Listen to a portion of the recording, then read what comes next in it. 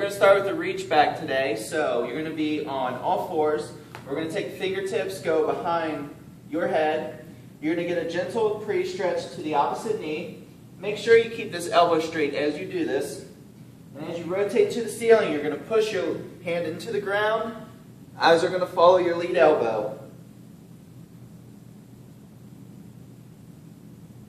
Okay, as I'm doing this, I want you to make sure that your low back is staying stable and that your hips are not going side to side as well.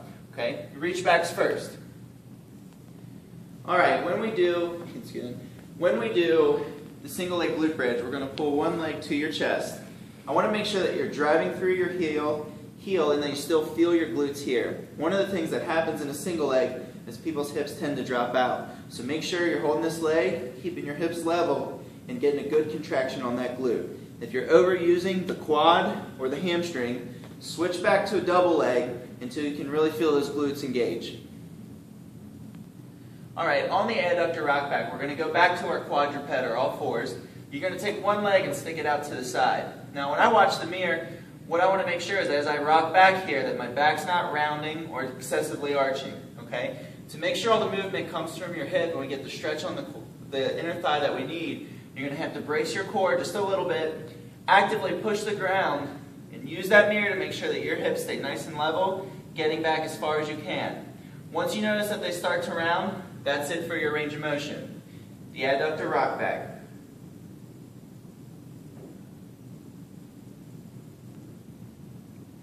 Okay, next is a glute mob. We're going to get some of those deep hip rotators. So from that same quadruped position, you're going to keep about 12 to 18 inches between your knees and take one leg and turn it as far as you can so that we can hook the foot on the back of the opposite knee. From there, we're going to take that same side hand and reach out just a little bit to widen our base of support. You're going to use your opposite hand and actually push your hips in either a southeast or a southwest direction into the hip that you rotated. Okay? Again, you need a little bit of core here. This is your glute mob.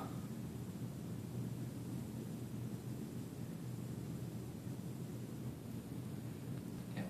The bird dog versus dow is going to teach you guys how to get your core stability preset for the workout to come. So you're going to gently place a stick right on your back and find 3 points of contact: your butt, your back, and your head.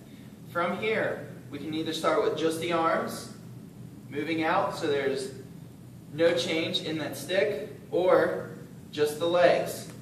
You'll find that to keep this stick balanced and not excessively arch, it's quite a challenge. Okay? You can master both legs without that stick moving, then you can go to opposite limbs. This is your bird dog versus the dow.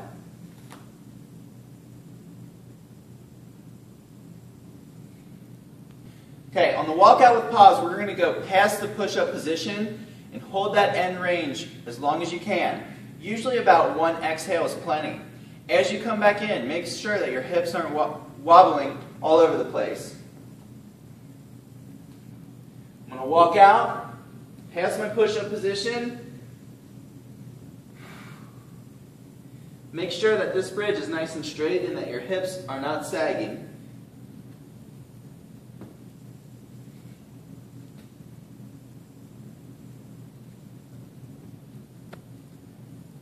Walk out with pause.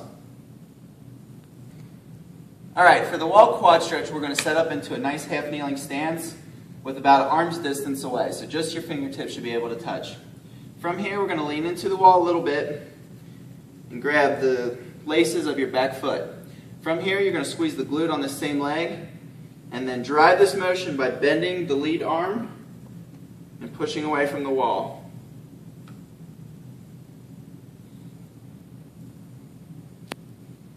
Wall quad stretch. Alright, on the wall slide, we're going to have 3 points of contact: your butt, back, and head, just like we did with the dow on the bird dog. Your feet are going to be about 12 inches away, and from here, we're going to place your arms and backs of your wrists against the wall. As you go up, you're going to breathe out, keeping that spine flat against the wall.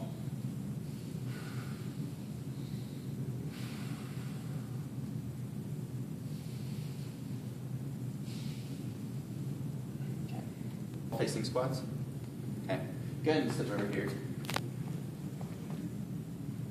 Okay, in the wall-facing squat, you're going to set up about 6 inches away from the wall, hands hanging by your side.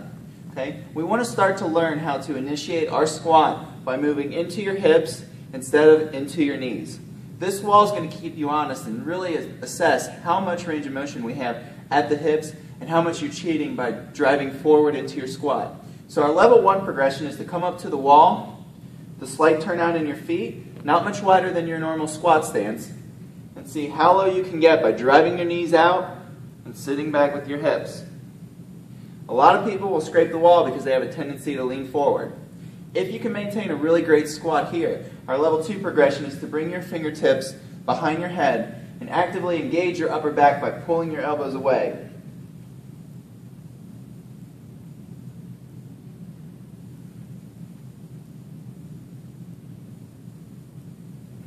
Okay? And the third progression is coming up overhead completely, where now we get a little bit more recruitment from the shoulder complex, forcing that upper spine to stay extended while a lot of us are mostly hunched down.